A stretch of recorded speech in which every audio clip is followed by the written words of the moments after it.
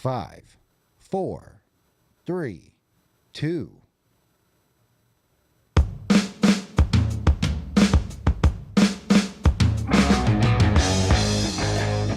Coming to you from the poorly painted studios in Cumming, Georgia, this is the Chuck Zee Show.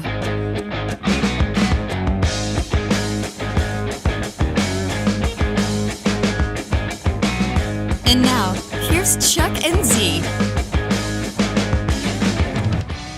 What up, everybody? Welcome to the Chuck and Zee Show. Of course, I'm Chuck. And I'm Zee. And with us, as always, is Miss Sharon Klein, our producer, Chaos. Hello, everyone. It was a little crazy right before the show today. You did a great job, Chuck. My goodness. Whenever there's like a slight feedback in the audio, so our apologize. Yeah, our apologize. When that I haven't happened. had a few already prior to the start of the show. Yeah. Our apologies, our deepest condolences and sympathies. You've done a good job. There was a lot going on, Chuck. Yeah, so apologize for that. Hopefully it's not too distracting. You don't really hear it when we're talking, No. but you know me, it drives me nuts. Yeah, it's going to drive me nuts, too.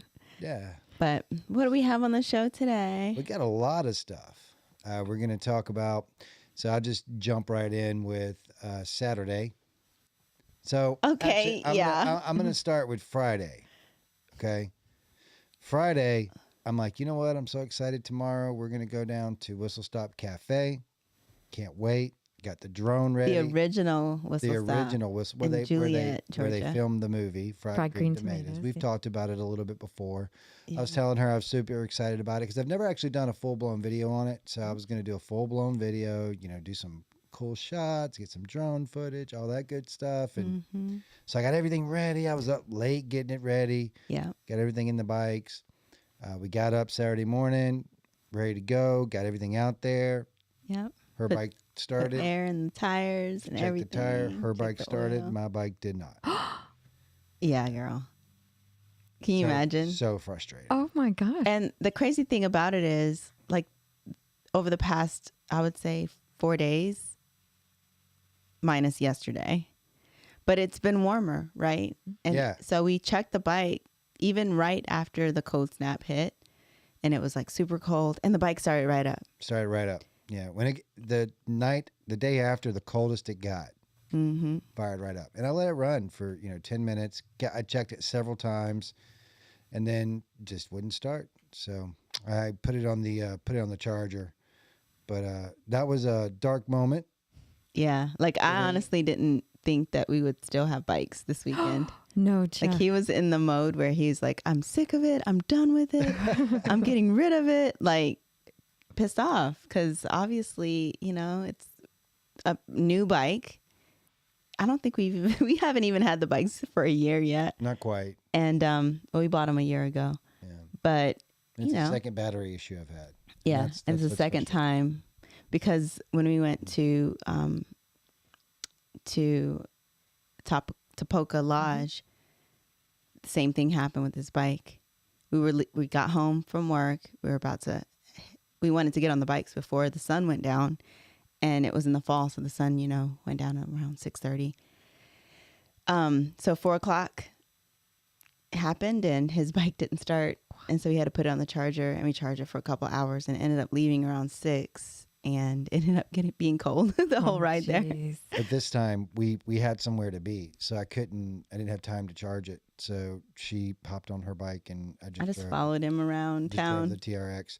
So frustrating. But, we've all been there. But it was a bad moment because she was like, let's just go back and we'll put it on the charger. And it's like, I can't look at that bike right now. I'll end up kicking it.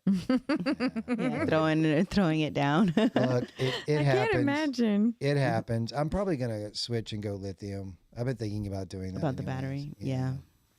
I really have. Yeah.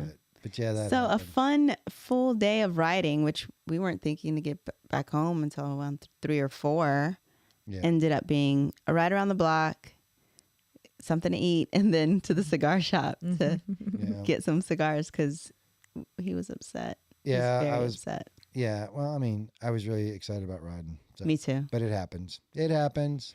Yeah. So my first ride of 2024 was by myself. Oh, riding behind Chuck in his truck. Yeah, it happens. It But happens. yeah. So yeah, we didn't end up doing our adventure after all. I was sad because I was hoping to be able to go with you because I'm sentimental about the Whistle Stop Cafe Yeah. because that was the first place I had met you all. I know. And anyway, so if you plan to go again before you go, I would love to go with you. We're gonna do our best to go ahead and I know. Make that happen. Yeah. What's sad is that, just so everyone knows, Chuck and I we're moving in a month. We'll be in Texas and we're moving to North Dallas. And we have less than a month to kind of get some rides in, but they're not really, we don't have time with the rain coming on the weekends, work schedules. It's going to be crazy. So we may miss some of our favorite rides, like going up to Rome. We may miss. I really want to do our best to try to get to the mountains before we go, because that's something that we won't have in Texas are the mountains. Yeah, no, Wolfpen Gap. We definitely want to go try to ride that before we head out. I would love to go with you. So fun. We've been talking about it. That's going to be hard. I've been here for as long as I've been here. I'm going to miss Atlanta. I'm going to miss my friends and family and coworkers, but I know. But the roads for sure. It's been a long time. I'd never lived outside of South Carolina till we moved here. I'd lived a couple places in South Carolina. Mm-hmm. Would you say this feels like home then? Yeah, I did. I got to a point where I kind of felt like I was more here than I was. I mean, South Carolina's in my roots, but I felt like I was more here than there. Mm-hmm. But really, honestly and truly, it's getting a little crazy. I don't know. I'm kind of excited to get out from in and around Atlanta. Yeah, I mean, any big city is going to have Some of that. issues. I follow the Atlanta, I forget what it's called, but it's a page on Instagram that basically shows you like all the crazy stuff that happens in Atlanta. And I follow the same page for Dallas, and I'm like, same stuff, different day, same issues. Like, it's another big city. We're going to end up with all the crazy stuff That's going funny. on. I was talking to my mom about that because I go on the Nextdoor app and it'll be all these things, someone's dog was barking all night, all these crazy things. Yeah. And my mom says that's the exact same stuff that's happening up in Illinois. It's the same people, just different setting, same problems. Yeah. Yep, exactly. Kind of sad or good, I suppose, because you can prepare. You can. I just feel like humans are humans, right? And we don't, wherever we are, we're going to have the same stuff going on. During show shot. In show shot. Cheers, everyone. In show shot. In show shot. Cheers. Cheers. So, yeah, that's interesting that you mentioned that because we were going to talk about, I think it happened here in Atlanta. Did you figure that out for sure if it happened in So, yeah, they lived outside of Augusta. outside of Augusta? So in Georgia. So there's this story that, I don't know, it's just heartbreaking. It's heartbreaking, but it's also interesting, right? Because we talk about people and We do. a good bit and how can people do certain things. But so here, I'm going to set the story up and then Z's going to do all my fact checking, right? A little bit. So I'm going to make sure. So basically there's this couple, they're an artistic couple. He's a writer, she's a painter, and she's, got some mental challenges. She's been dealing with depression. She would get real melancholic. Nice word. Right. And then she would come out of it and then be okay for a little while. And then she would go back into it. So it was just kind of this cycle she was going through. And meanwhile, her husband is like super supportive, just very understanding, caring for her, taking care of her. And then this one day she was in one of her, down times, and she told him that she was going to go take a walk to her favorite spot. And then I'm not exactly sure if she just didn't come back or if she left a note or something like that. But he decided to go check on her, to go find her. And when he got there, she had killed herself. which is obviously horrific. I mean, could you imagine? I just couldn't imagine that. No. I mean, it's just terrible. But then a couple of days later, they were getting ready to, when you go to a funeral and they do those little video montages of pictures from your life. So they were getting one of those together. Yeah. And he decided someone asked him or he was going to go through her phone and find some pictures. And as he started going through her phone, he realized that she had not been that faithful to him, that she had not only cheated on him, she had horrifically cheated on him, like constantly and in really sordid ways. Like she was an art teacher and she had slept with several of her students. Like right after she became an art teacher, she slept with one like within 3 days. Oh my God. She was lying to him, going out on dates and saying she was going to an art thing or whatever. He found all these pictures of her just in these poses and lingerie with sex toys and doing things to herself and saying other people's names. And I just, it just before you kind of actually go ahead. So go through kind of some of the stuff that I missed and all that. Okay. So this was, they married in 2017. So this is fairly recent. This story came out in December of 2023. And afterwards, she hooked up with one of her students like weeks after their wedding. Yeah, He was looking through her phone for photos to include in the slideshow for the funeral, and that's when he found out that she cheated on him multiple times. Like she was a serial cheater. God. He found photos of her posing in lingerie with sex toys, along with videos of her pleasuring herself and saying the names of other men in a baby voice. What? He unearthed emails with seductive photos to her students at the various colleges where she taught. He also discovered that she basically a correspondence with a poet who flew to Tucson with her to have sex with her that he ended up paying for. He didn't even know that he was paying for this guy to fly out there to have sex with her. And so basically, when Chuck told me this story, and I was just floored. Like I'm sitting here thinking all of the things in my head, like how did he not know that she was cheating on him? Yeah. And and obviously she couldn't live with herself doing all of this. So yeah, no wonder she was depressed. But she killed herself, Yeah. And then it kind of goes back into her story about, her upbringing and how her dad was basically a con artist and her mom was suffered from depression and bipolarism as well. Mm-hmm. And so that could have, led to all of this. But yeah, I don't want to. I want to make sure that I'm clear here that where I'm not bashing someone who has mental health problems, like that compulsion, right? That drive, that need, that addiction to whatever it is she's getting from that. That's a real thing. I mean, I've seen addiction in people's lives, and it can be physical like that. Mm-hmm. Doesn't excuse it, right? But at the same, of course she's gonna. Again, of course you're gonna end up hurting yourself because you can't stop yourself from doing this thing. Yeah. There's this man in your life who's obviously put his whole life on hold for you to take care of you. Yeah. And you can't stop betraying him. Yeah, it's got to be horrific for her to be in that scenario, but at the same time, I can't help but think about what he went through after he found all of that out. I know. Could you have sympathy for her, or would you just immediately? Dude, that's a hard one.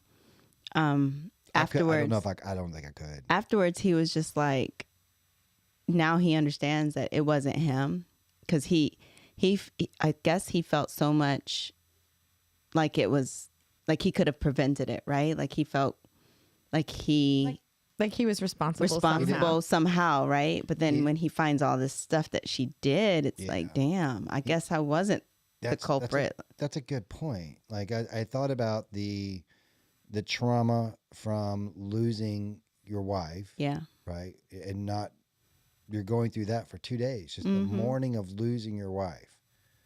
Then anger and hurt and betrayal Yeah. of all that, right? Yeah. And then also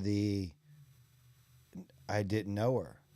I didn't know what she was actually going through. Like I'm over him blaming himself for all the things that had happened. Yeah. Yet he coming to the realization that he could have never helped her I know. at all. I know. You know what's crazy about the story though? So I was reading about like how they first met, and their first encounter was kind of funny in a way.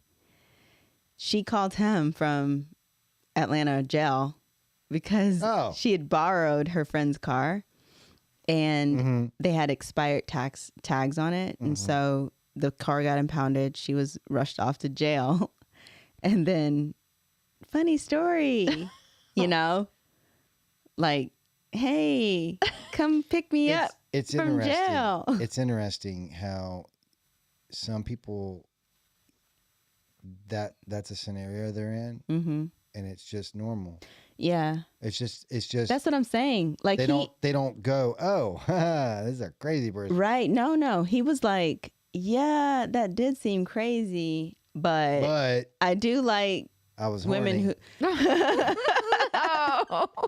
But he was like, but I do, you know, seem to attract the crazy the wild ones. Right. So those of us who like think about like, oh yeah, I want a bad boy, I want a wild one. You're getting what you're paying for in those situations, because obviously those people are not they're not mentally stable, right? There's something there that is making them be that person, like that rebel, you know. And we all have a rebel spirit in us. Like, I personally feel like I have a rebellious spirit within me, but in order to like survive life and to get by and to make sure that my life is in order, I can't be rebellious every single moment of the week. You know what I mean? Yeah, my company is called Better Rebel because I feel like you can be a rebel, but you don't have to hurt yourself or your friends. You can rebel in ways that better yourself, but not hurt yourself. Yeah, that makes sense. I think sometimes people confuse being a rebel with being a contrarian. Ooh, good way to say it. You know what I mean? I do. I like that. So it's an interesting question that popped in my head, and I'm going to put you on the spot with this. Oh, gosh, Z. Hang on tight. Hang on tight. So that's a common trope, right? Girls are attracted to the bad boy. So when you met me, did you see me as the bad boy? No, I did not. I was like, oh my gosh, this nerd. I was a nerd. No, like really, when we met, like so you'd already been with the company for a couple of years and you'd proven yourself, like you were winning awards at that point. And that was intriguing to me because it was this guy who I didn't know, who everybody was kind of like, oh, he's this cocky guy. Like, you know what I mean? That's what they were saying. That was the rumor around the office. I was super cocky. Yeah. Arrogant. Like winning awards though. So that was kind of what intrigued me about you. Every time I'm about to say something arrogant. Oh, geez. Yeah. I'm about to defend myself from being arrogant by being arrogant. You ready for that? Every time someone calls me arrogant, they're usually losing an argument with me. Oh. Yeah, I could see that. Yeah. After all these years. That's all they have to go back on because they've just like lost. Right. They're not creative anymore. Oh, you're just arrogant. Yeah, I don't give you quarter. See, I think the thing that happens a lot of times is when people are in a debate, people are so used to debating from this contract that you have with another person, right? For instance, if you and I are having a conversation and you say something to me that sounds like bullshit to me, the vast majority of your friends are going to let that go. Me, I'm going to go, what? It is so hard arguing with this guy. What did you do? What did you? Wait a minute. What? Because that's Nothing. because most people, because they're afraid of the disapproval that goes back and forth, they just don't want to call someone. When you know someone, that's why people get away with stuff. They'll lie to you, and people just don't want to go, hey, You've called me out on some things. I think you're lying to me. Not lying. Or you're embellishing, or you're trying to like give yourself some charity, and I think, you shouldn't. Yeah, he's annoying. I'm just gonna put it out there. Like, he's annoying when you're arguing with him. I don't know that we've argued, but I do know, Chuck, that you've asked me. You've like, I'm setting up the cameras in here and I'll be like, wait, I got it out. Never mind. And you'll say, why? What did I say? I forgot what it was about, but you said, why do you worry that you are being a bother all the time? And I was like, what are you talking about? I'm just trying to set up the cameras, Yeah. Wait, are we done? We gotta go live, and just like push it away. But you do call me on things, and not lots of people do. FYI. Well, I don't. It's not necessary, right? You and I are doing something together. We're here in a joint endeavor. We want it to be as good as we possibly can. And if you're frustrated and stressed out about something, I may have the answer. I'm not going to judge you for not knowing the answer. So why not just ask me? Pride. But No, about what? To who? know. Who else is here? See, and that's the thing. Like, and that's when we argue. I've learned that I cannot have those walls up. Those the ego, the pride, all that calls me out on every single part of it. So I'm like, all right, so I guess my walls are all freaking down and I have to be just who I am, which is hard. It's hard being a human, right? Yes. It's hard being who you are and feeling comfortable. It's hard being safe in your skin. to be a human. Yes. Very much so. Around the general public. And you shouldn't. You shouldn't. Around the general public. I get that. But we all walk around every day with our representative, Yeah. like the person that we Want put to on as the person, who we want to show other people who we are. Mm-hmm. Yes, we have our idiosyncrasies and our annoying habits and this and that. And we don't want other people to know about all of that. Like, we're perfect, I'm perfect. I don't know. I don't know what you're. So it's hard when someone is like, nah, F all that. Like, all that. No. I have a question for you then. Do you think that this man who married this woman could have broken through that kind of relationship and gotten down to someone who someone really is by asking those kinds of questions? Rephrase. Oh. Yeah. Give me that again. Could That guy who met that woman. so I'm putting myself back in the beginning? No, to that guy. Oh, those two. Yes. No. What? Why? No, because they're both broken. Like, whenever I read stories like that, in order for something like that to happen, you have to have two broken people for it to happen, right? You have to. It's that thing that I always say about that. One of the worst things. I hate it every time I see it posted where someone says a real friend doesn't call out your broken fences. They just look at the beautiful garden beyond. And I think that's so stupid because I think a true friend goes, "Hey dude, your fence is broken. I've got 2 hammers. Let's fix it." I'll help you fix it. Right? I've never And you seen said that before. But like when I pointed out, he's married 2 years after his wife passed away. So does someone recover from something so tumultuous like that and is in a frame of mind to be involved with another person and to marry them and make them a part of their life 2 years after something like that goes down? No, there's no I doubt it. There's no way to, again, I'm not trying to be whatever, and I'm sure I'll get shit for this. But, and I'm not victim blaming. I'm just saying there's no way for you to live in the house with someone and be in a true, intimate, deep relationship with this human being and not know they're doing that. And I know that people say, oh, well, this one guy, he was in this relationship and she had cheated on him. I get that. But in my opinion, somewhere along, it's like that phrase, everyone meets a serial killer halfway, right? It's you have to somewhere along the lines capitulate to get yourself in that situation. I'm not saying it's your fault, right? But something happens somewhere along the way that tells you, okay, if I just go along, this will be okay. When you should resist with everything in your fiber. It's like a deer in the headlights, right? Have you ever seen someone who gets scared and they just freeze? Right? Yes.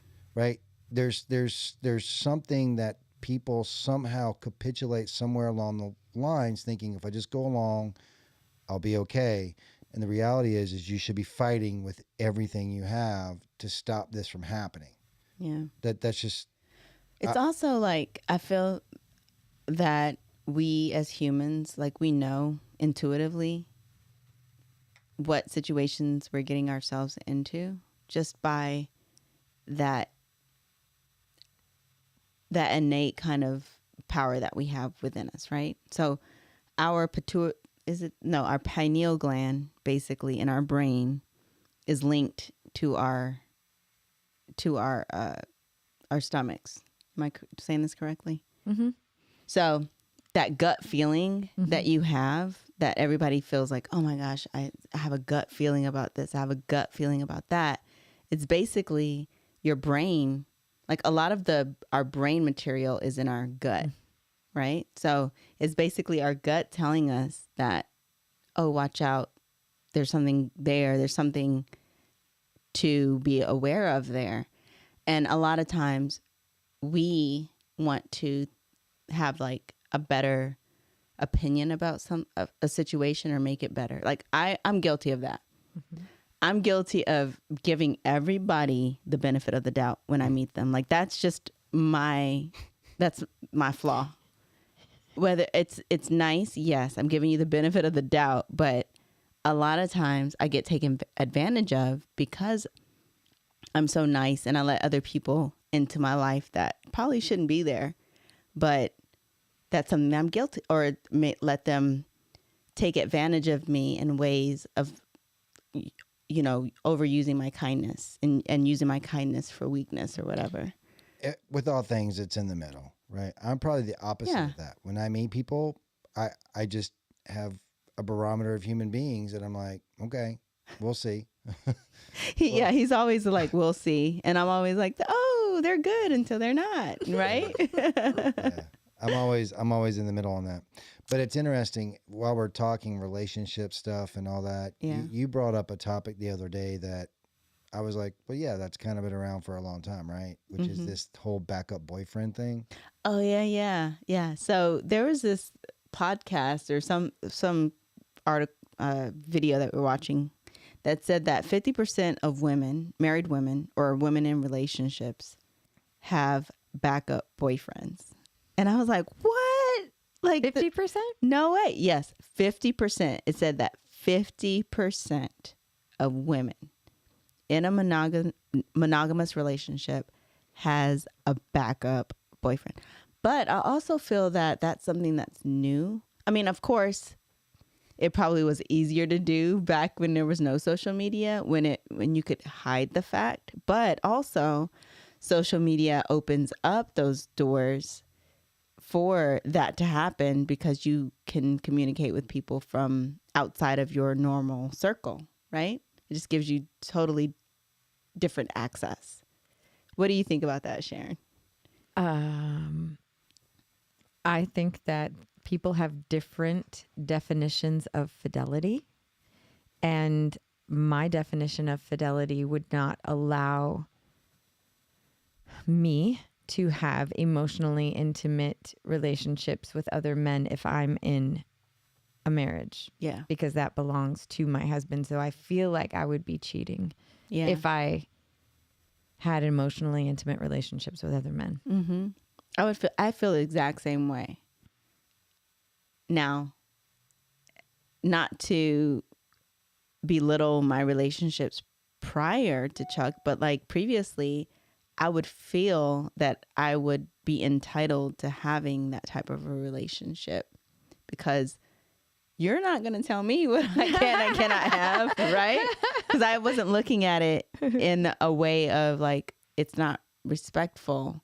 It just doesn't give that your partner the respect that he deserves with you having this relationship outside of your marriage, or keeping this friend that you had, you know, just in case or whatever. Well, I will say this, that I had a boyfriend, my last boyfriend, that had many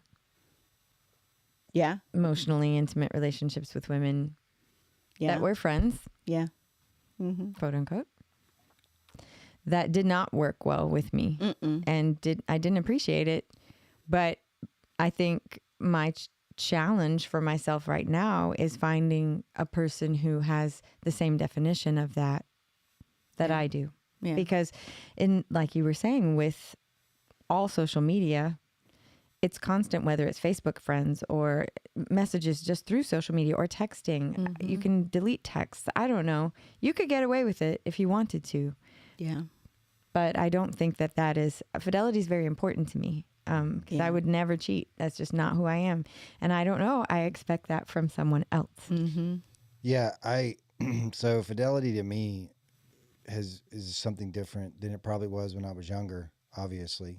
I've grown quite a bit, but when it comes to how I see it now, it is truly you and this person against the world.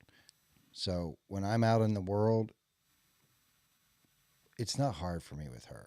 Like, it's just not. Like but even if it was work, it's not. But even if it was, my job is to represent her as one half of this relationship in the best way I possibly can, to always make sure that she's seen in the best possible light she can be. That from what other people see from the outside looking in, is that's the strongest fucking woman I've ever seen in my life. That's my goal. That's my goal. Right. And it doesn't matter who else is out there. Right. It doesn't matter who I run across, who I meet, some Playboy model. It doesn't matter. Have you met my wife?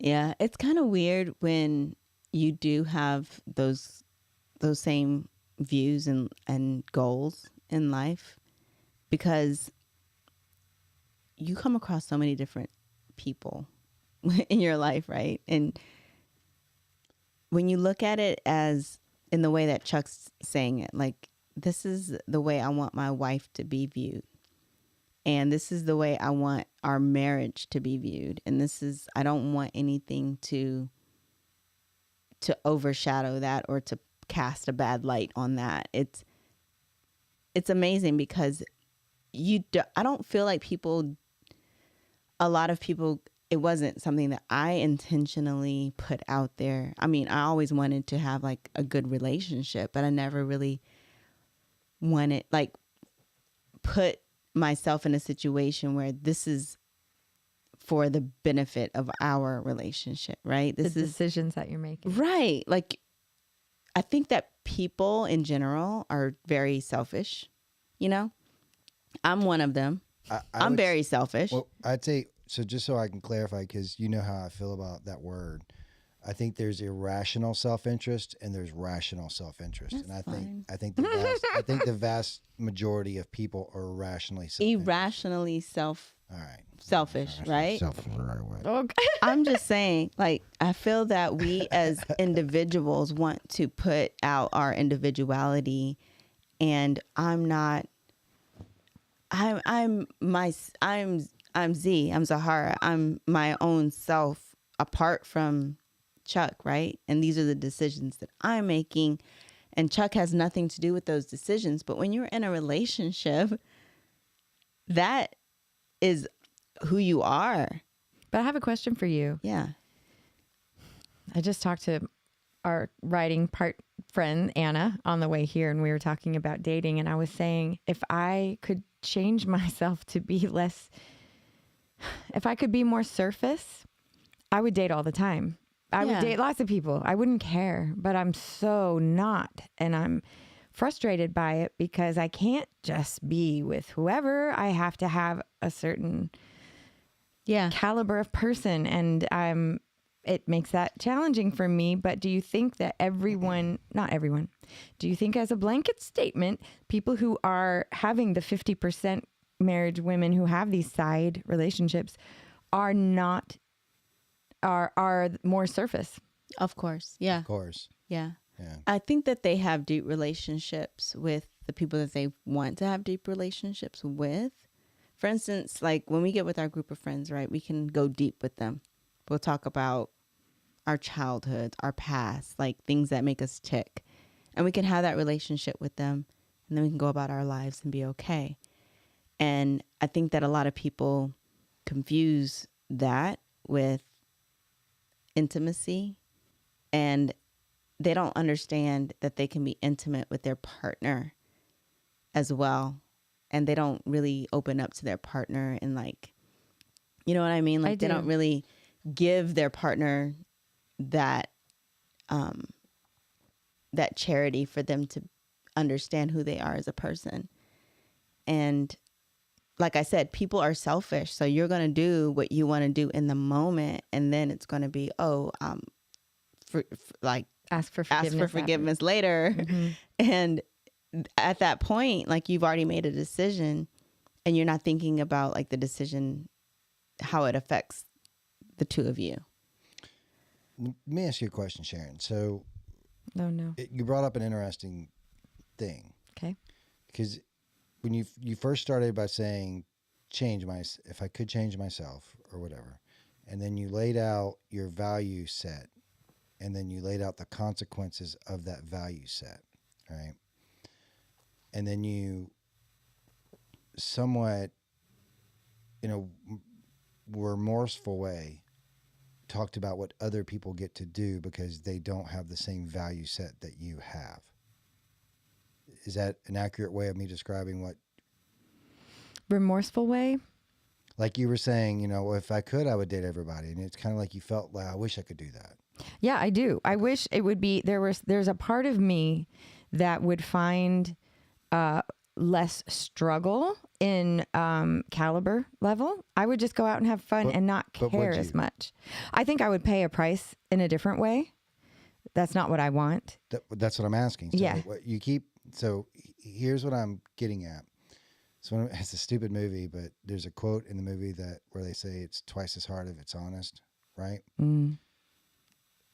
I think what you're describing is having a high value set and being frustrated that other people don't match that, right? Yeah. And then that's what it is. And then somewhat beating yourself up for having that value set. And I don't think that's how you should look at it. Just my opinion. Like when you describe the behaviors of other people, they're not behaviors that you want to have. If you would be out there hooking up with a lot of people if that's what you wanted to do. I think I would make peace with the fact that that's not what you want and stop looking at that as a desirable lifestyle. That's a good point. And I appreciate because that brought tears to my eyes. So there's truth. God dang it. I hate this show. Welcome to Dr. Phil. And if you would just listen to the people that are surrounding you. Holy shit. And get with the flow. You don't have to. Hold on, we're going to have a Dr. Phil on. You don't have to submit yourself to those types of behaviors, because what happens is... Pretty good. I always like the whole, look at my shoes, they're slippery. I'm not going to go anywhere. See, what happens is when we're moving to Dallas, Texas, this accent is going to come out. Yeah, for sure will. Oh, God. Oh, Lord. Just kidding, guys. On that note, I appreciate your pointing that out, because there is a part of me that is frustrated and just like, I don't know. I think about it. I mean, I think about that a lot. Like sometimes it's like what I go back to with that concept of sacrifice, right? if you're gaining something, which is a healthier lifestyle that suits better with who you are as a person, you're not really sacrificing the sordid nights. I don't want sordid nights. So I don't at all. Yeah. So That's just so not me. understand that, like, I would get more excited about the fact that you're building towards a quality relationship. Think about it in sales. I tell my sales people this all the time, right? Every time you pick up that phone, this isn't something new or unique to me. Right? Every time you pick up that phone, it's worth a certain amount of money every single time. You don't know how much money, but it's worth a certain amount, right? The reality is it's 200. Go fuck yourself. It's like voiceovers. Right? How many auditions I do. Yeah. It's the same thing. 200. Go fuck yourselves. This didn't work out. And then there's 2. Hey, you know what? I may have some time on Tuesday, right? My point is that it's not about you. Just like I'm telling them when they're on the phone and, hey, this wasn't a good connection. This wasn't a good connection. This wasn't a good connection. It sucks, right?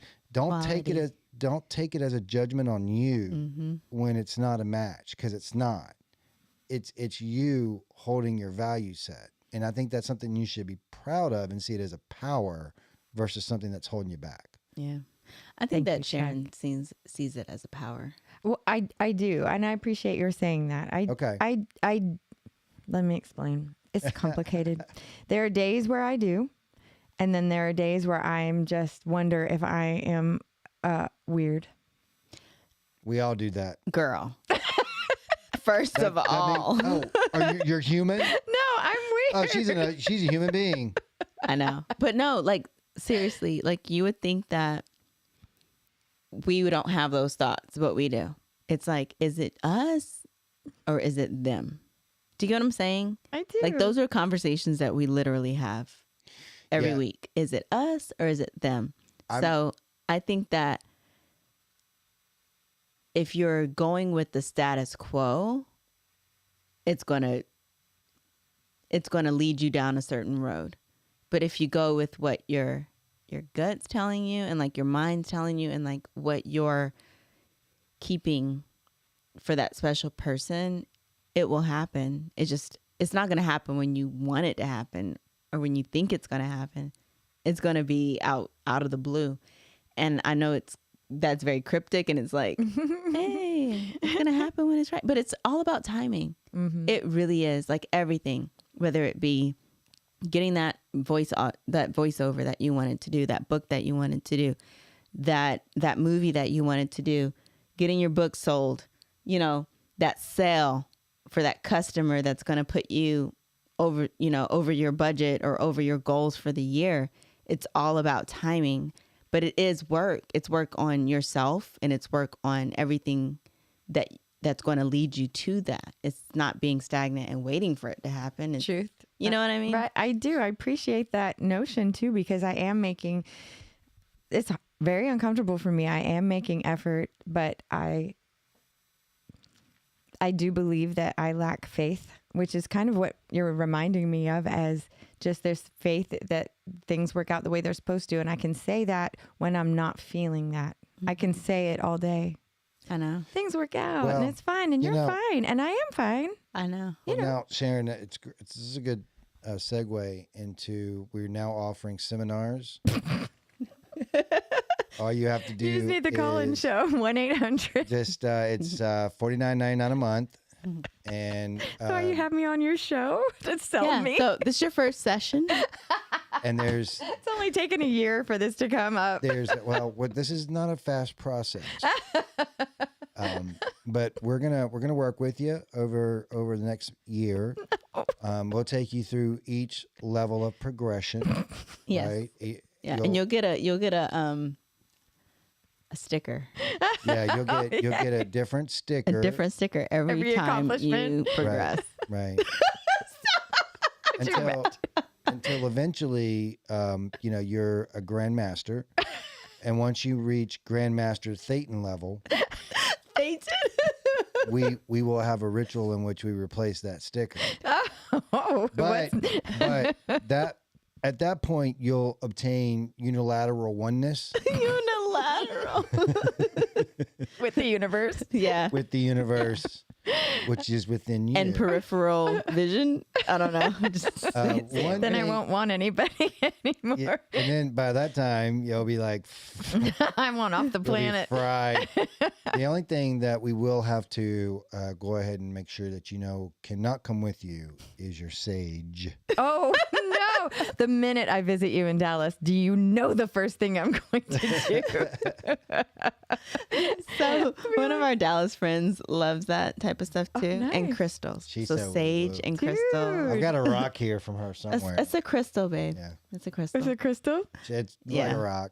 It's It's a rock. It's a It crystal. looked like a rock. It's a rock crystal. They're okay. How dare you? If there's, I'll tell you now, because I understand there's a difference, right? But Yeah. if they're on the ground together, I'm like, look at those rocks.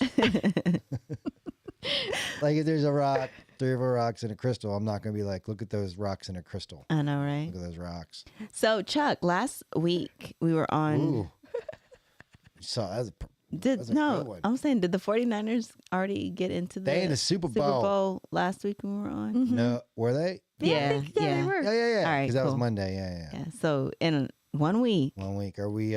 you'll be seeing Yeah. the 49ers play the Kansas City Chiefs, which they have the same similar colors, right? Like Kansas City is like red and yellow, and San Hopefully Francisco is red, black, and gold. I'd love to see the Niners wear their black unis. That'd be nice. That'd be cool. Red and blacks. That'd be nice. Yeah. And it's happening in Next week. Vegas or Houston? I don't remember. Oh shit! I don't even know where it is this year. Hang on. I'm the producer and Oh, could Miss probably look Producer. this up. I think it's Vegas, but I could be wrong. So are you wanting to do a show you had mentioned potentially Thinking about watching? it, I think I'm still trying to convince the wife. The wife? Oh See my what God, she he has called to you say. the wife. He called me the wife, See guys. what they had to say about it. I do. While you're looking that up, I think that we're probably going to shift into. You mentioned last week. We actually had a lot going on at work. We had to do presentations for like storytelling and sales. Yeah. We And your presentation was freaking phenomenal. Oh, I think yours was great. I did too. want to ask you about that because I saw some pictures on LinkedIn. Yeah. It's in Vegas. It By is the in way. Vegas. Oh, yeah. Okay, cool.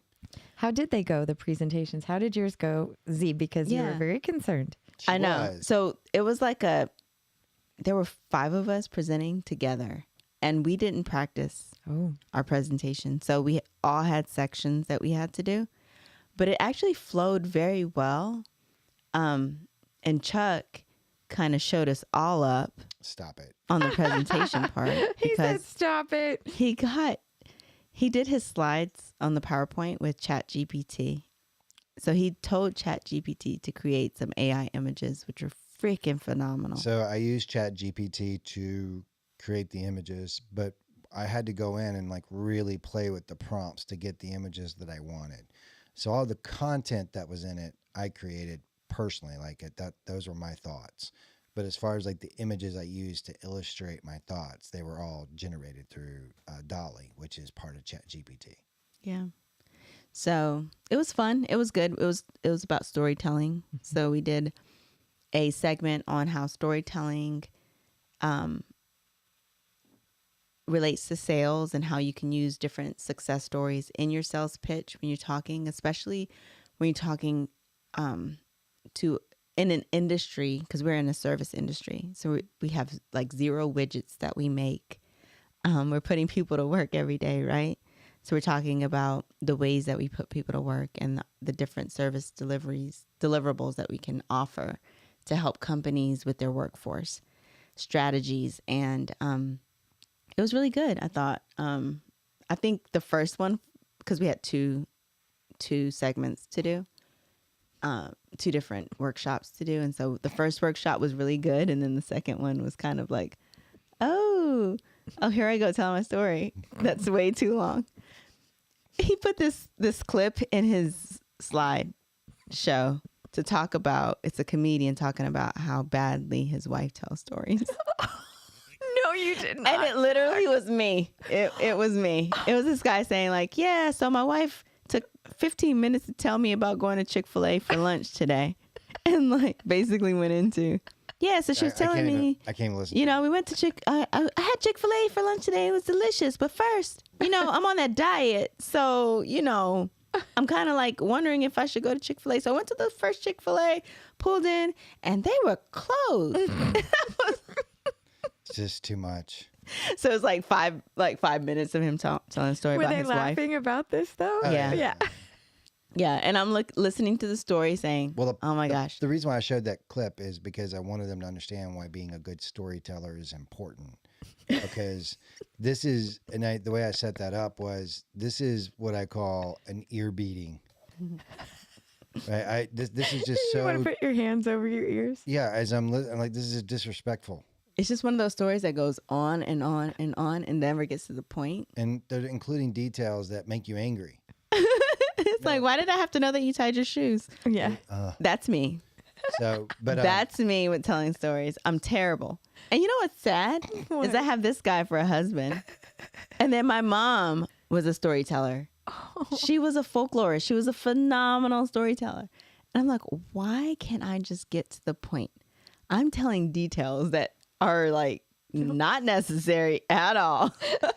And you know, the sun was lit in the north sky. well, because last Tuesday they had talked about it and it didn't matter, but they had mentioned they might do this next Tuesday. And then the following Tuesday, they were like, you know what? No, wait a minute. Was it the Tuesday before?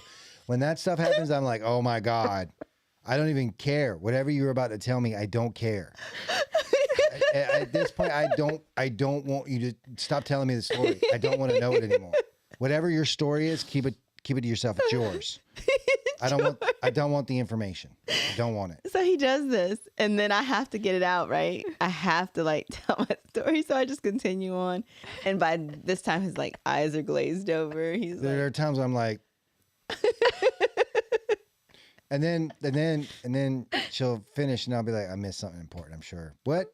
But give me and then she'll immediately summarize because she's annoyed now, right? Which is good for me because I get the short version. Which is probably the best version of the story. It is. It's right to the point. It's right to the point. Yeah. Would you call yourself a good storyteller or a mediocre? God, you guys, what is happening tonight? I'm on the spot again. Let me think. I like that you asked me though, because I'm like, I like watching you guys. But then I'm like, wait, me? Okay. I would say that I am a pretty good storyteller because I do try to get to a point that's got a little bit of backup to it to make my point, but not be overshare. I do sometimes with my daughters who are adults. You know, I can be like, oh, they get it. They don't get bored with my details. But my certain audience, like Chuck, I'd be more inclined to say, you know, I don't know, my bike tipped over. I'm not sure what I did. You know, I was backing out, whatever. But with my daughters, I'd say, I don't understand it. Like I checked and I went back and forth and I would do a whole story. But the audience I'm trying to, and I do try to adjust. But like with you, smart. I'd tell you the whole thing. Yeah. But Chuck, I'd be like, I don't know, Chuck. Yeah, that's smart. I've got, depending on what? Depending on what I'm doing, it depends on how I tell a story. Like if I'm just trying to get a point across, it's going to have the structure of a story, but it's going to be just the facts, ma'am.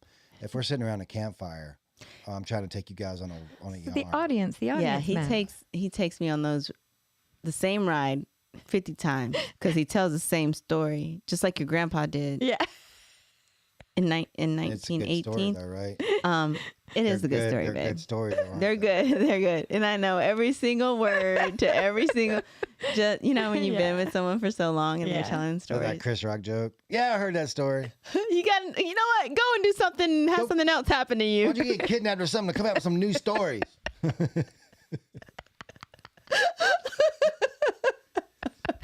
Did you tell that at your presentation? No, I thought your presentation went really well. I thought the whole thing flowed very well. Yeah, it did. Awesome. The owners and all the folks, a guy who literally does it for a living stopped me and said, I thought that was really nice when I walked out in the hallway. Frank the Tank. Frank Furnace. We called him Frank the Tank because the previous night we had the welcome dinner, Frank and that was on his sticker. He was from South Africa. Oh, don't you love those accents? I don't know how to do a South African accent. I really want to do one though. It was his presentation was interesting for a couple of reasons, right? So he's a nice guy. He's probably what, 60? He's in his mid Mid to late 60s. mid to probably. late 50s, 60s, somewhere Yeah. around there, right? Fascinating guy, done a lot with his life, but he's not exactly who you would expect to be giving a talk on like tech, like ChatGPT, all that good stuff. And it's interesting. Here goes my arrogant part again, but Uh-oh. so when it comes to stuff like that, like ChatGPT, and I'm fascinated by it, so I get engrossed, right? And things that I'm obsessed with, I just go all in on, right? Yeah. So once I started hearing about ChatGPT, I mean, I'm an early adopter, pay for it, have the advanced version, all that. I've done all the crazy stuff that most people don't even know you can do, like go in and create your personality profile so it understands who you are when it's responding to you, and training it on how you think. I mean, done all that stuff, right? Like I'm obsessive with it. And obviously, I've learned how to use it to do a bunch of different things. And so I've been playing with ChatGPT since early versions. So when he's up there talking and he's saying, you know, he's again, the audience, right? But he's showing these things that you can do with different flavors of AI. Things like altering your video so that it looks like you're speaking in another language in real time. Stuff Yeah. like that, right? I didn't know you could do that. Yeah, girl. Stuff that I've been seeing for a couple of years now. He's up there talking about it, and it's like he's doing magic tricks, right? He's up there saying, "Look at this and look at that," and I'm over here like, "Gosh, this has been around for a couple of years," but then I look around the audience and everybody's Nobody like, knows. Mm-hmm. they can't believe Yeah. what they're doing. How did that make you feel? Frustrated? It does, because I'll give you another example of it, and we'll get. But there's another example of that kind of stuff that frustrates me, and it's CRISPR. Do you know what CRISPR is? I've heard of it. It's CRISPR, right? Yeah. It's a medical. It's a technology where they can use, and it's a lot of people know about the spike protein now because of COVID and all that.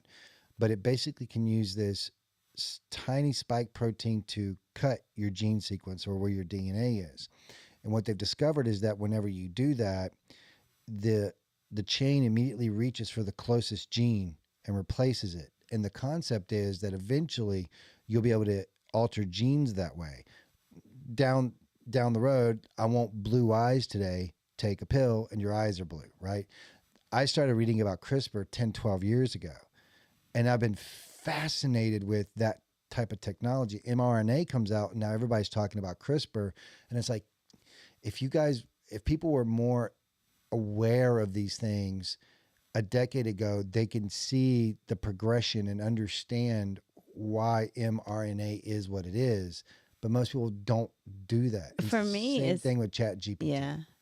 It's all that. It's like the technology. But for me, it's just like the general knowledge and the general news that's out there when I'm talking to my basic employees or just friends in general. All the things that I'm aware of, they seem to not know about, or they seem to not be in the loop of, or even care about when I'm talking about all of these things. And then situations happen down the line, and I'm just like, hey guys, like, you told didn't ya. see that this is coming down the line. I feel that there's just so much information out there, like too much information That's out there, what actually came to mind is that it's hard we have to like see and know, like, okay, which way am I supposed to be turning? Am I supposed to be going left or right? You know what I mean? I do. Like, there's just so much out there these days. It's Cheers. cheers to Another in show. selective attention. That's what This is almost our closing time. So it's interesting, real quick, while you're talking about that. I heard a concept, and I don't remember who I need to give credit for this, but he was talking about how processed food is so bad for you, right? Processed information is just as bad for your mind as processed food is for your body, Ooh, that's a good one. right? very And deep, Chuck. and I think that that's what we're seeing, right? They're being inundated with so much information that attracts the lizard brain that they possibly can't pay attention to the things that actually matters in their life. They can't learn about how ChatGPT is what it actually is, and they can't learn about these things that are probably going to be technologies that affect them in the future. Was And this it to comes the up as a truth? miracle. I was thinking how much I want to watch all these different movies, and I actually literally don't have enough time to do it. Right. Not everything, and every day. And also, I have selective attention where my attention goes to what I need to be focused on for the progression of my life. But when you have constant information at your fingertips any second, Yeah. there is the tendency to kind of make a shorter list of it, which is the processed things. And it is quality versus quantity, Yeah. you know? It is. I wish all this really mattered, but I don't know if it's going to much longer. Honestly, you want to hear it? Can I close out with my conspiracy stuff? Oh no, she's got her head back. Can I close out with conspiracy? What does stuff? it mean? What do you think if I have anything else I want to talk about before you What about stuff? Oh, so we saw this really cool movie Oh, okay. over the weekend, which is actually a few years old. It actually came out in 2018. I didn't realize it, but it's a underground movie, and not really. Indie. It's an indie type film. Yeah, that's what we call them. It's called. Do you? Is that what you call them? Yeah, that's what we call them. You know, us in the film industry. you know, when we're talking about, I'm like, what are you talking indie? Yeah, indie. Yeah, indie. Yeah. Indie film. It's called Sorry I'm Bothering You, or Sorry to Bother You. And it's basically this movie with this guy, like this call. It's about a call center type thing. It's this guy. Sorry, my stories. Sorry, okay. sorry. Oh, This guy is pretty much, trying to get his life back together, and he applies at this call center that basically takes anybody. But in this call center, there's this elevator that leads to like a different level, and he's like, "What is this elevator?" So basically, if you reach a certain amount of sales with your telemarketing job, like you get elevated to that next level. And it talks about all that, which is really cool. And honestly, it really kind of plays into what we do as employers. Yeah. And we staff call centers. And the funny thing about this call center is, I didn't tell you this while we were watching it, but I've been in a call center that was exactly like that. And let me tell you what this call center was. It was a front for a mafia. It was a mob front. This call center was like a collections agency, but it was a front for like this business that these mobsters had. It was crazy. Oh my So. God. Go ahead What? Oh. with the movie. Oh, so it's funny because I think I told you guys I spent a week at this call center called Civic Development Group, and just The name. Civic Development Group, right? It's a call center. What are we doing? What are you developing? We're Civic civically developing the group. Development Group. We're a group of people who develop the civics. Civics of what? What that call center actually did is we raised money for, I can't remember the exact name of it, but in South Carolina, you would get these little stickers you could put on the back of your car that was like a police badge, and it Yeah. would have like 2,000, the Fraternal Order of Police, Yeah, at the Something FO, like- the FOP. something like that, right? Yeah. But basically, I would call these poor old people who are sitting there in their chair, just not expecting a call, and I got good enough to stop. I'm laughing at my acronym. You're good? Go ahead. Sorry. Y'all You are. got good enough. Sorry. That I She was made get- me laugh. It's okay. That the couple of days in, I was getting the warm leads. These are people that donated before, Oh. right? And I would call in and be like, "Hey, you want to donate at that bronze 25, that silver 50, or that? Do you want to reach up for that gold this year at 75?" Oh, well, I can't really afford it. Well, now come on now. The cops are really dependent on you. Mm-hmm. So listen, imagine this. This is literally part of the pitch. Mm-hmm. You ready? This is what you said to It's people. part of the pitch. Oh God. So you're a cop, and every time that you walk up to a car door, you don't know if it's your last moment. Now imagine it is. Imagine that happens to you. Now what happens to your family? Do you know what they give them? Oh my God. Do you know what they give the family? What kind of grief A were you watch. giving? Oh no, this is exactly how this pitch would go. Do you know what the family gets? Zero. Basically nothing. What we do is we provide benefits to the families of fallen officers. Could you really, I understand you gave 50 last year. Could you do 30 this Could year? you really not afford to do 50 They're really depending again on you. this year? They need you. Chuck, did you say that really? It was the script. It's what I had to say. How did it go? I would get it on. I was good. I was going to say, I got kind of feel like I should be giving right now. I got it. I got it most of the time. So this movie that we watched, like, it was so cool the way they did it, okay? Because you're making a call and it puts you in the room with the person that you're talking to. It was neat. So it's basically like it goes like you're at your desk, you're in the cube, you're at a call, and then like the call comes down. The person is like right there in front of you and you're talking to them. So you're seeing them in their situation, whether it be they had someone like a girl who was like hooking up with her guy. Like, and she's like, yeah, I can't take the and then there's like a sad lady who just lost her husband sitting at her kitchen counter. So it like puts you in the moment with those people. It was really cool. What was that scene? I know. That was impressive. Do that acting. again. How'd it go? I don't know how it went anymore. I don't remember. How did she sound? But and then it took you on a twist. It got kind of crazy at the end. Did it? But still interesting. Yeah. I have to watch it now. It was interesting. I have to watch it now. It was. Thank you, guys. I always love your movie Yeah, tips. I do recommend it. There's a couple of little things that are kind of message driven that are I could deal without that. Yeah. But overall, I thought it was well directed. It was funny. Had a good concept. Dark comedy for sure. I like wacky. I like when stuff kind of comes out of left field sometimes. Yeah. It had that guy. So do you remember? Did you ever see the movie with from Jordan Peele, Get Out? Yes. Okay. So it had the main character, the black guy. He's the main character in this movie too. Oh wow. Is he? Yeah. That's the same guy? It's the same guy. And then it had the girl who played Valkyrie in the Iron Man movies. Or Tess. the Marvel movies. Tess. Yeah. But I don't remember her last. I don't remember her name. Something. All right. So it is 8:06. How What did we do we do it want to again? do? Right. Oh, we have some stuff. So Yeah.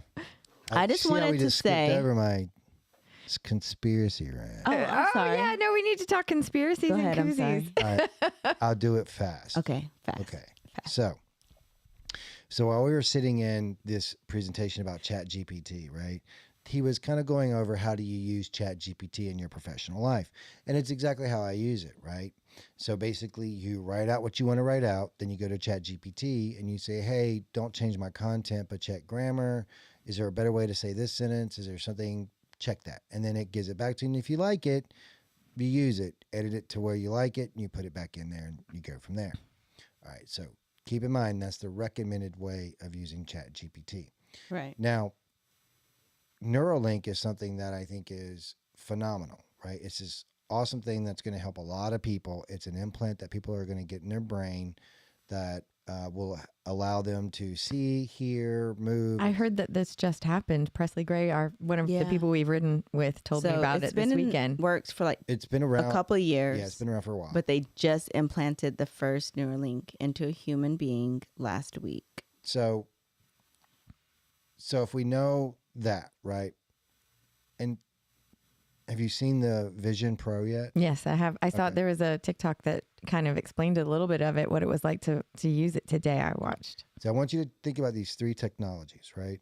So the Vision Pro, basically you put it on. Why do you need a desktop anymore?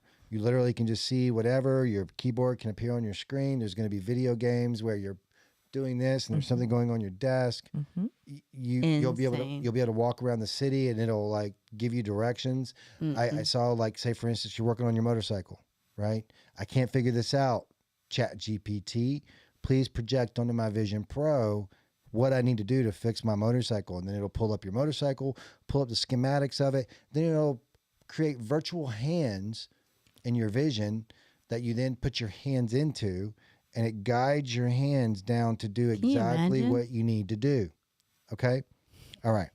So these three technologies, right? Neuralink, ChatGPT, and the Vision Pro.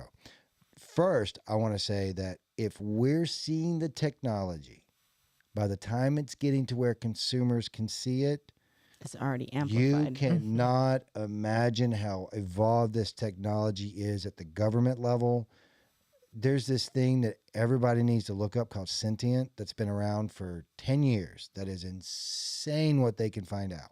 Anyways, all right. So those 3 technologies. So if you use ChatGPT to edit your thoughts, you willingly do that, right? Now you have Vision Pro where I'm sitting here and I'm talking to someone and they're speaking in another language and I can just go ChatGPT, respond through my Vision Pro, and it can translate this in real time. And it knows my profile well enough to know that this is how I would respond. 99% of the time, I'm happy with what it says. You don't have to do crap. How about once I get the Neuralink in, at what point do you remove the step of Actually, you put it into ChatGPT and then edit it? At what point do you just cut that and ChatGPT just starts responding for you? At what point are we not human? At what No longer. point does that happen? Now, I know a lot of people will go, I would never do that. You will be at an incredible disadvantage in the world. in society. Mm-hmm. First, the rich people are going to get it first because that's always the way it works. Technology is going to be too expensive for us to afford when it first gets it. But those people will be so much further advanced than you intellectually. I mean, just remember like when the internet came out and like how the people before us were like, oh, that stuff, we'll never get on the internet, like email, like that'll never happen. And like 5 years later. Again, think in epochs. Don't think in terms of the next 2 years. Think in terms of what this technology represents in 100 years. Pong. Yeah. The game. I remember it. To photorealistic, I can't tell this isn't a real car I know. in a video game. Yep. Call of Duty. All that That's stuff. that's where I think it's headed. And once that's the case, well, Are you going to get one? Are you going to get the Vision? thing? yeah, probably. Me too. Yeah. I've been looking at them. It's a pretty penny, but we'll see. All right. We'll go ahead and finance that. Well, let's go through our Just stuff kidding. real quick. Sorry, this I know we're running long these days, but we got some stuff to go through real quick. So real quick, puffin drinkware. Puffin drinkware. Cool as heck. So cool. What is So that? check them out on Instagram. That's your style. You just whisper it. Yeah. Puffin drinkware. Okay. They sent us some koozies, which I think are awesome. They're the cutest things. They're freaking amazing. Adorable.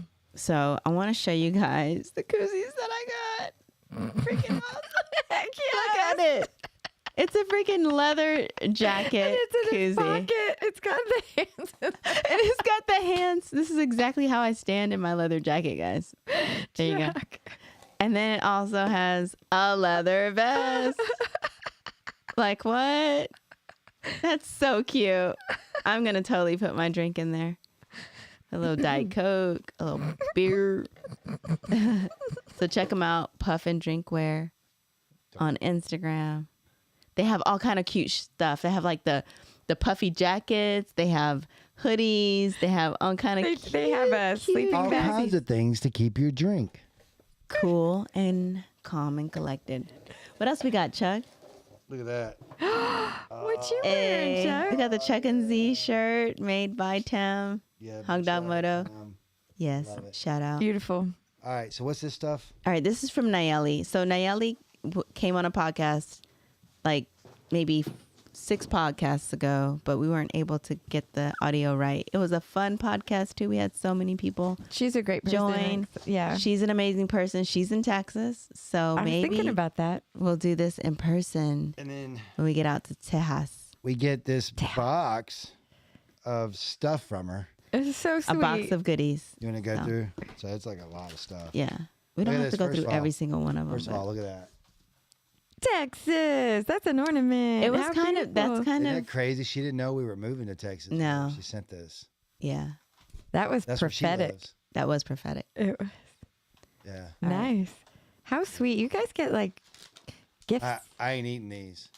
These are probably I ain't super gonna- amazing. They are gonna. mango fruto chilosito, and it's like the mango with the chili and oh, no tahini on it. way. So I've yummy. never even heard of that. You got beer soap, which I've never heard of before.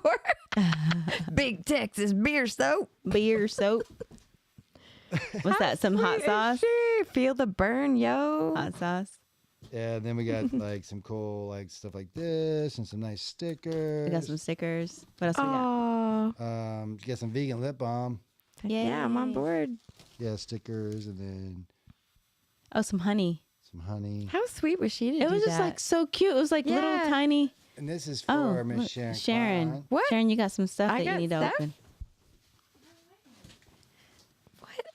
She printed out my name? I know. I've never like received anything like this. I open. That's I'll watch you. Sharon's honey. How sweet is she? Well, I spoke to her a lot because we were trying to figure out certain things, and she was just a sweetheart. Yeah. Run your motorcycle, not your mouth. Oh, I need that for sure. That's cute. Oh, Yeah, no. For this real. is a change purse that says howdy on it, and Thank it you, has. Naeli. Look, the Nice. boots are up. Boots are up. That was so thoughtful. That is Aw. cute. So thanks for our package, and we'll definitely, make sure that we talk to you when we head out to Texas. So, guys, only a few more weeks left in the Poorly Painted Studios of coming. Yeah, I think actually I'm in next denial. week- I know. And the next week I'm going to start taking the stuff down. So it's going to get bare over the next few weeks. And you'll see how poorly painted it is. Yeah. I hit it with a bunch of shit. We're in denial, guys. Like, honestly, Atlanta, I don't know what to say. Like, it's going to be... You've been here longer than me. Yeah, I've been here 18 years. 18 years in Atlanta, Georgia, outskirt, all over. And it's going to be very sad when I leave. But it's farewell. It's not goodbye. Obviously, we'll be coming back and checking in on you guys. And all our friends, come visit us in Texas. Yeah, and you're not going to keep me from coming back here and riding Wolfpen. No. I was thinking about that, how That's different not- it'll be to come back and be able to ride these. It'll be like- different for sure. I mean, I'll be nervous, probably.